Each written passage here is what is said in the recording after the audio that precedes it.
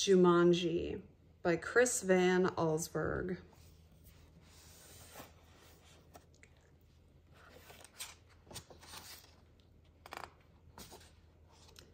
Now remember, Mother said, your father and I are bringing some guests by after the opera, so please keep the house neat. Quite so, added Father, tucking his scarf inside his coat. Mother peered into the hall mirror and carefully pinned her hat in place, then knelt and kissed both children goodbye. When the front door closed, Judy and Peter giggled with delight. They took all the toys out of their toy chest and made a terrible mess, but their laughter slowly turned to silence till Peter finally slouched into a chair. You know what, he said, I'm really bored. Me too, sighed Judy. Why don't we go outside and play? Peter agreed, so they set off across the street to the park. It was cold for November. The children could see their breath like steam. They rolled in the leaves, and when Judy tried to stuff some leaves down Peter's sweater, he jumped up and ran behind a tree. When his sister caught up with him, he was kneeling at the foot of the tree, looking at a long, thin box. What's that? Judy asked. It's game, said Peter, handing her the box. Jumanji, Judy read from the box. A jungle adventure game. Look, said Peter, pointing to a note taped on the bottom of the box. In a childlike handwriting, there were words, free game, fun for some, but not for all. P.S. Read instructions carefully. Want to take it home? Judy asked. Not really, said Peter. I'm sure somebody left it here because it's so boring. Oh, come on, protested Judy. Let's give it a try. Race you home. And off she ran with Peter at her heels. At home, the children spread the game out on a card table. It looked very much like the games they already had. There was a board that unfolded, revealing a path of colored squares. The squares had messages written on them. The path started in the deepest jungle and ended up in Jumanji, a city of golden buildings and towers. Peter began to shake the dice and play with the other pieces that were in the box. Put those down and listen, said Judy. I'm going to read the instructions. Jumanji, a young people's jungle adventure especially designed for the bored and restless. A. Player selects piece and places it in deepest jungle. B.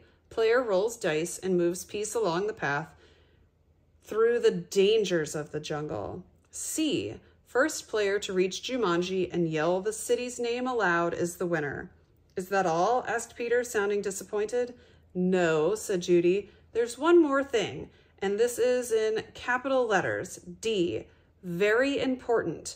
Once a game of Jumanji is started, it will not be over until one player reaches the Golden City.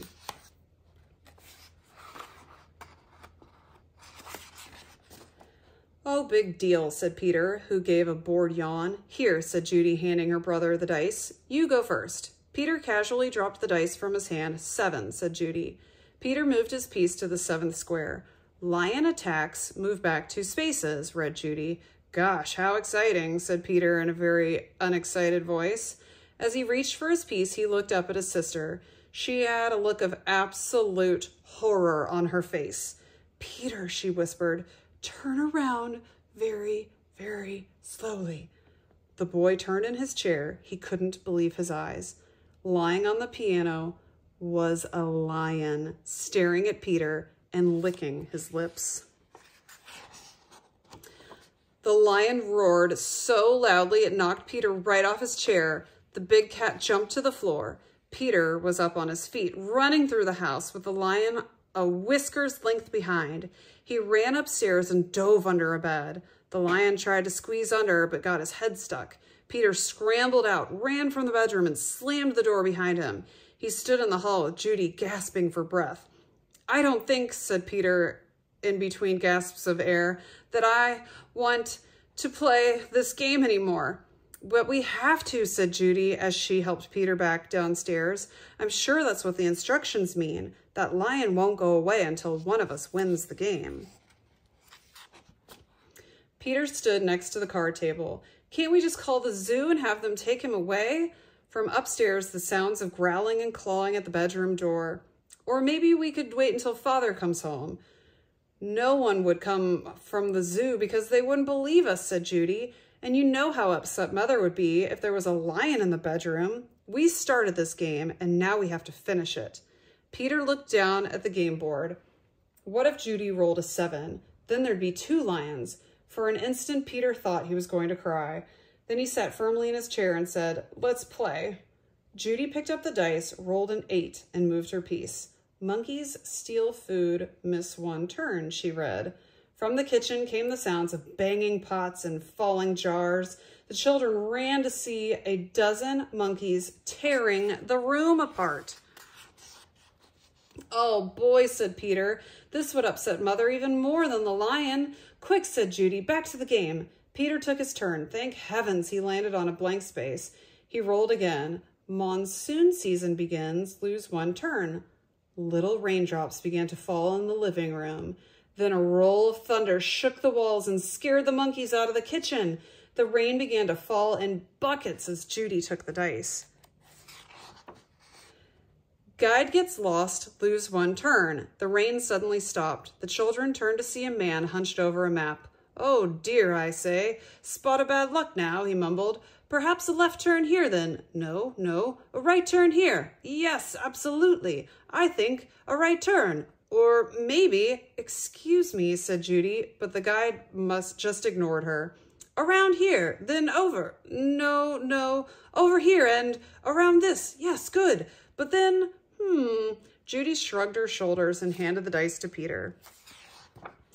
4, 5, 6, he counted. Bitten by test fly, contract sleeping sickness, lose 1 turn. Judy heard a faint buzzing noise and watched a small insect land on Peter's nose. Peter lifted his hand to brush away the bug, but then stopped, gave a tremendous yawn, and fell sound asleep, his head on the table. Peter, wake up, Judy cried, but it was no use. She grabbed the dice and moved to a blank. She rolled again and waited in amazement. Rhinoceros stampede, go back 2 spaces. As fast as he had fallen asleep, Peter awoke. Together, they listened to a rumble in the hallway. It grew louder and louder. Suddenly, a herd of rhinos came charging through the living room and into the dining room, crushing all the furniture in their path. Peter and Judy covered their ears as sounds of splintering wood and breaking china filled the house. Peter gave the dice a quick tumble. Python sneaks into camp, go back 1 space. Judy shrieked and jumped in her chair. Over the fireplace, said Peter. Judy sat down again, nervously eyeing the 8-foot snake that was wrapping itself around the mantel clock. The guide looked up from his map, took 1 look at the snake, and moved to the far corner of the room, joining the monkeys on the couch. Judy took her turn and landed on a blank space. Her brother took the dice and rolled a 3. Oh no, he moaned. Volcano erupts, go back 3 spaces.